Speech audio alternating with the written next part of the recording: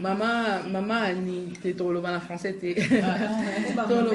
Toloba na lingala po esengeli ba maman bana bandeko surtout o ba kokabiso ba comprendre de quoi il s'agit. Maman Pélagie a ça expliqué qui biso ndenge à comprendre l'histoire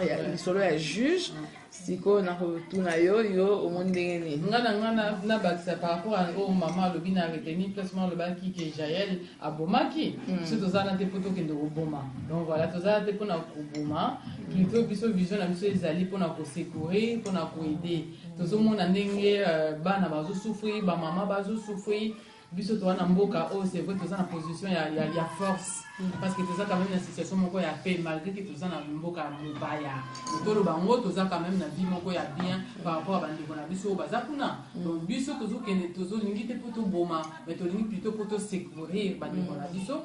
voilà donc vision na biso oza plutôt ko secourir bandeko na biso ko aider bango socialement voilà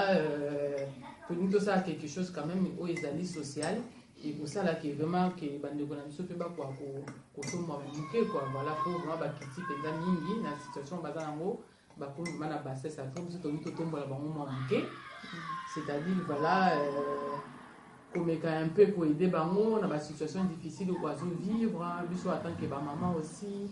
au moins que biso ba maman tout vraiment limité ma ba maman faut le dire aussi et pas ba papa ba lindi ba zo ko ça moi eloko morote to ba que maman ba ngate mais bon biso pe ba maman et comment na ngora moko pe sengeli vraiment to exercer rôle na biso ba maman pour to dire que mutasimba anda ko za maman mutasimba vraiment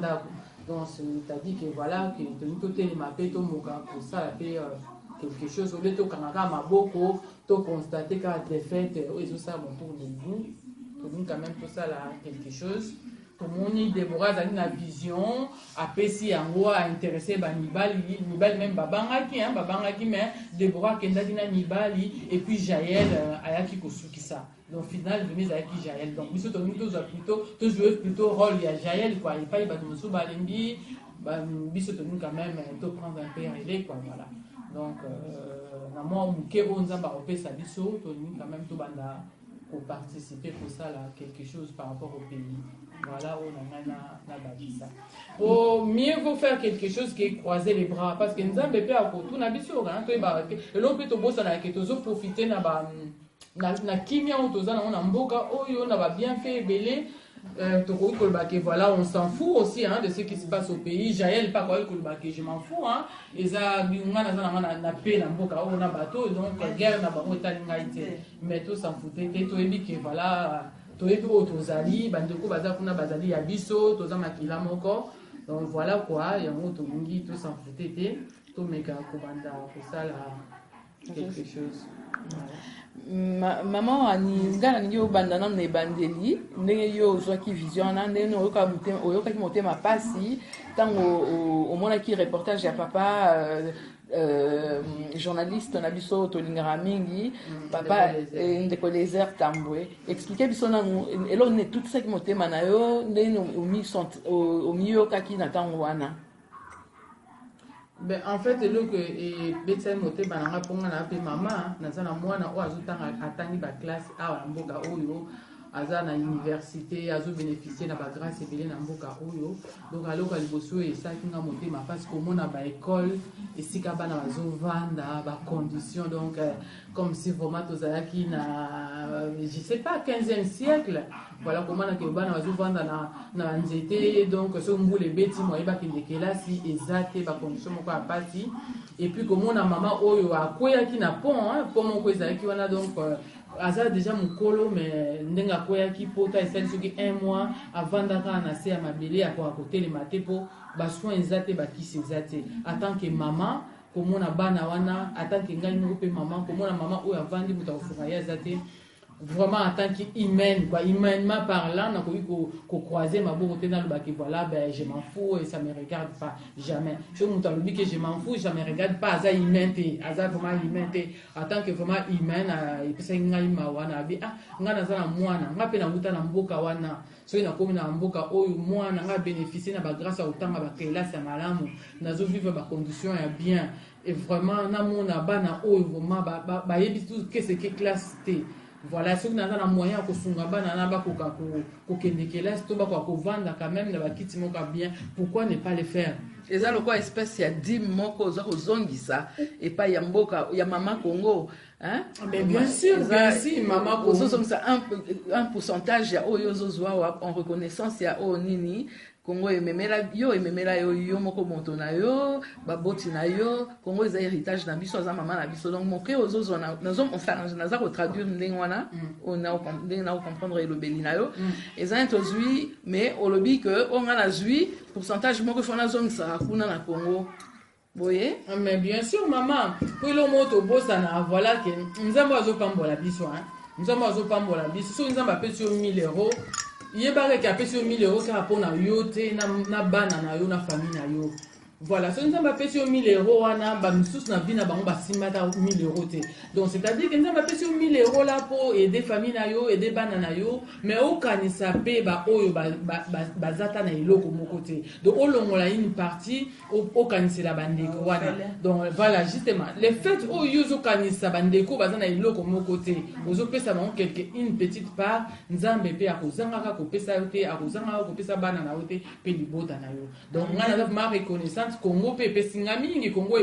ebimisinga na mokili oyo Congo esali ke natangi na Congo na bali na Congo esali ke lelo na komi na poto na condition on azala ngo lelo ezayeki vumaka yeka boete nzambe mutasali ke na koma na condition oyo yango na en reconnaissance déjà et pas ya nzambe pe en reconnaissance na o Congo epesinga na ko ikotika bandeko na ngai te ba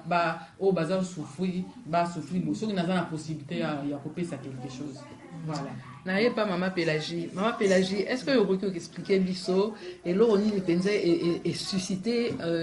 motivation na yo dans la carte association oyo dans ça les lots moko na bandeko ba na carte mboka na biso. Ngai eloko vraiment epesinga motivation mpona associer na baninga plutôt ko meka kotia quelque chose en place mpona koaider bandeko na biso ya Congo. Ezali vision moko ezalaka nanga depuis longtemps depuis nazalaki na Congo ainsi bandeko bayebaki ngai bayebaki kele naki na Congo j'étais encore une jeune maman nazalaki kokende na mama ye bon nazalaki kose débrouiller nde nazalaki kose débrouiller nazalaki na évangéliste moko tozalaki kokende na ye na mama ye mo dimanche après-midi après bakite nazalaki kosomba ba sucre nazalaki kosomba ba savon nde tobengaka epa na biso omoble nazali kokanga ngo na kati ya ba sachet ba sucre na kati ya ba sachet ba café tozali kokende na mama ye mo tokota na pavillon songolo to tei liloba nzambe après tokaboli ba savon wana na ba sucre et ba malade bazali kosepela donc eza eloko moko vision moko vraiment ewumeli na kati na ngai mais lere na ye awa na poto il fallait kobota koluka ndenge ya kosestale na poto sikoyo namoni ke nasali musala bana na nga bakoli nakomi na bakoko mpona sikoyo namoni ke ntango ekoki nakoka koede bana oyo bazangi bandeko oyo bazangi na koki kosilisa mpasi ya Kongo te me nakanisi ke mosapi moko esukolaka elongi te soki na bolingo ya Kongo na bolingo ya bandeko na biso oyo baza na Kongo oyo bazwi privilège oyo ya kokoma na poto lokola biso te c'est vrai tokoki kosilisa mpasi wana te mais soki volonté ezali ya kotiaka ata moi un franc mpona koka koede bango ezali ekozala malamu mingi vome kobanda eloko moko ke kofanda kaka mokangi maboko donc vision na ngai ezali ndenge wana nalingaka vraiment kozala na kosala eloko moko lokola orphelinat na Congo mais bamakoki nde ezozanga me toyebi ke nzambe oyo tosambelaka akotia biso maboko tokoka kosala eloko moko na Congo mpona koya kaka na aide ya bana oyo nzambe na lola asunga biso vision na ngai yango wana franchement komona bapasi oyo ndenge Kongo ezali komona bana ndenge bazotelengana na nzela toza komona bana mwana mwasi ya moke na ndenge reportage moko aza soki na 14 ans mais mwana mwasi wana makambo aza koloba na monoko na ye il faut toloba il faut tobenga eloko na kombo nango mwana wana azoloba ke ngai nakendeke na ngai kosala mobulu nakendeke na ngai kosala boye nalingi na ngai vie oyo ozomona déjà jusqu'à ce point là yango wana vraiment biso toya baboti soki otali bongo makambo oyo ezolekana ezopesa biso vraiment mpasi makasi yango totelemi na bandeko na ngai tomeka kosala quelque chose. Merci beaucoup. eloko nini eza ngai mama ani nazaki interpellé nazala toujours interpellé na ndenge nini makambo eza koleka na kati ya mboka na biso en tout cas situation vie ya bajeune homme na bajeune femme na bamama ya population en fait ya société na biso nazomona eloko esalanga mpasi mingi na motema ndenge papa oyo babengi Kanyama abomaka bana na biso ndenge nini Kanyama abomaka oyo bato baza kobenga bakuluna ndenge nini baza koloba ke bato baza mibi nga naza mpona bakuluna te. C'est vrai que soki kuluna azosala mabe il faut kokanga ye kotia na prison, il faut qu'on redresse et puis l'éducateur bazala auprès de ya bana wana oyo baza baokenda ba prison po bazo éducation bazala modèle ya société ya malamu mpona kokoka kotika ki banditisme to ki voyou wana bango basalelaka hein vous êtes d'accord? Mais tozomona que banana baza koboma bango est-ce que eza moyen ya kosilisa délinquance na kati ya jeunesse que babomaka bato et pas imo côté na mokili tomoni que société aza koboma bana na epona baza ba voyou est-ce que na kati ya ndako na yo soko za na mwana wa tengama wa za makambe okoboma ye to kopesa chance oko éduquer okobenga ye pembeni opesa ye moyen ko tos ote ya ye de façon que akokako bongo la motema mais pona nini est-ce que batu baza ko s'expliquer pona nini bana na biso baza okoma ba voyou ngala intimité parce que bana na bazo koma ba voyou to moins qui discours à président na biso kalate a alobio ba jeune bazo koma bazana kokoma voyou po baza désœuvré. Je suis désolé désœuvrement ane uta ezo utaka kana bakambi ya mboka bo bawe ba recréer musalate baza ko futa batata wana batata ba père de famille te ba mama pe bazana na pasi parce ba muntu ba communauté ko porter coupé ba kena roté ki ça ba maman en tout cas ba maman na ko féliciter ba maman Congo baza na courage bonko extraordinaire parce que soki ba maman Congo tende mabota mingi na Congo batu mingi bazara souté mais ba maman na bazola ta courage musoke no lokota soki koni na zamba mususa okene bokona soki ndunda poka kalesa libota ba papa bazoko kalisusu tene boso ya boso lobi awa mais bana na biso bazokoma délinquant pona nini bazokoma moyibi pona nini bazofuta papa te papa ebi kolesa été papa maman ebi kolesa le souté bon devant ce fait akufa ata bino moko asala nini asa oui réponse il y a problème wana ezani donc ngai passe wana mke ezo esala ngai donc na lingi que to koma na biso ba congolais to na banda awa tozwa comment je vais dire ça tous conscience d'ailleurs que ebele baza conscient na pauvreté au eza na Congo pauvreté au eza créé et batu ba bikonti mutu balingi yango parce que ceux qui ozo pesa population loka ko liate population perd aux makasi ya kosa eloko moko te aux makasi ya ko réagir te na mécanisme ozana no bilei awandaka ko penser libumu mais ozana na temps ko penser te que mboka na ngezo tambola malamu te donc biso oto ali banda neti ngai na sangani na bino poni to ko apporter et sika o esengeli na mke o biso to kozwa solution na problème, il y a quelques bateaux. C'est vrai, maman Pélagie Olobi à solo, biso toki kosilisa pauvreté, il y a Congo Mobimbate. Et là, tout le monde a Zakawa, Michel Rocard Alobaki, la France ne peut pas porter toute la souffrance, il y a monde, ok aussi sa souffrance à monde. Mais tout le monde a rappelé que la France, avec le peu qu'elle peut, a ça à quelque chose, voici ça quand même un peu na domaine où il y a Kokoka. Bien sûr, on voit que la France peut pas flirter, pour on peut bazar, kaka ba complice, il y a malheur oyo, et zo comme la biso na Congo. Donc voilà un peu, biso toko sangana, ngana sangani na bino,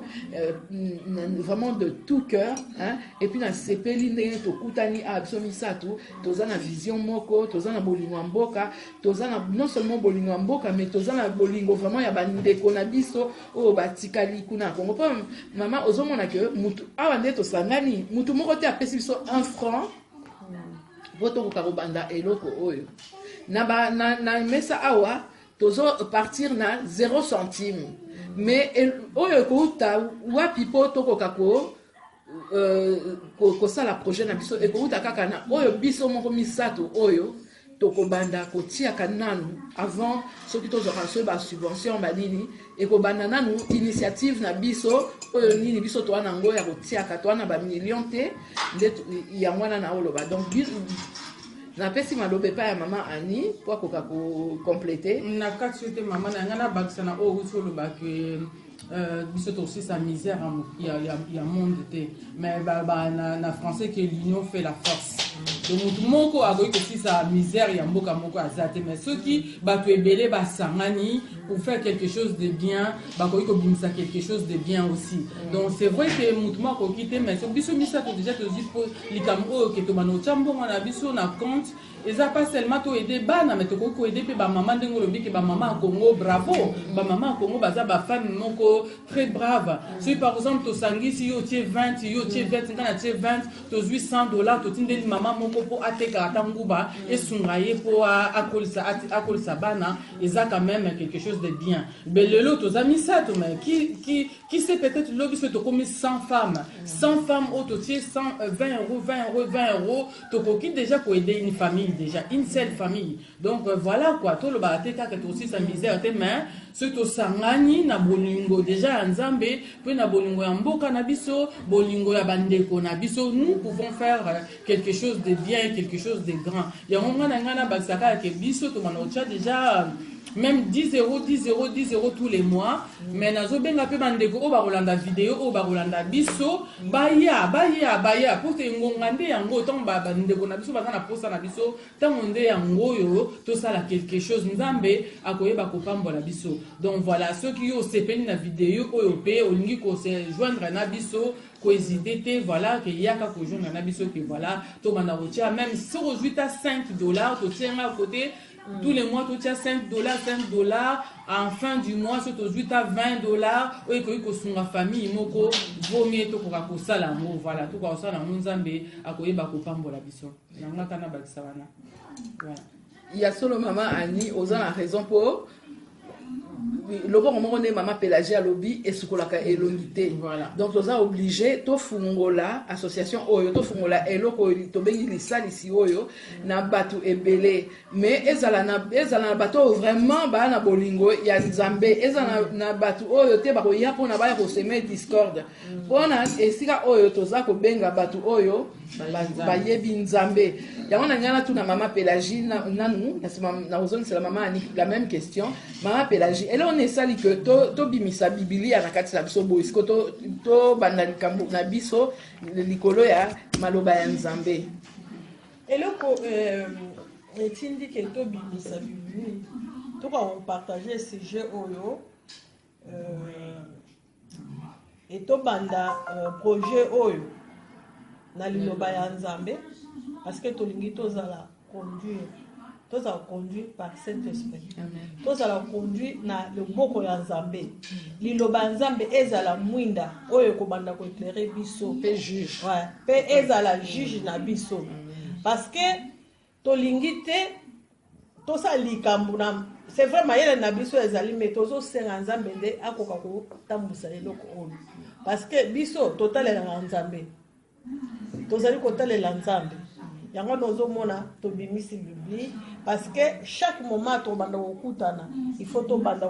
toujours na liloba ya nzambe parce que liloba nzambe eza mwinda yango moto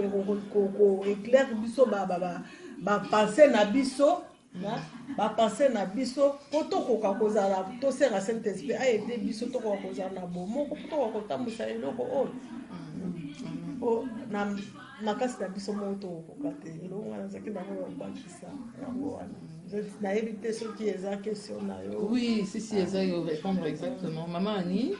oui, na oloba ke tobimisi Bible to banda likambo oyo par rapport à la parole de Dieu. D'abord premièrement parce que toza déjà ba chrétienne, toza bana nzambe déjà. Yango na Bible bina biso ke na nyonso to kosala, ba action na biso nyonso ezala régler selon la parole de Dieu. Donc naza sig naza convaincu que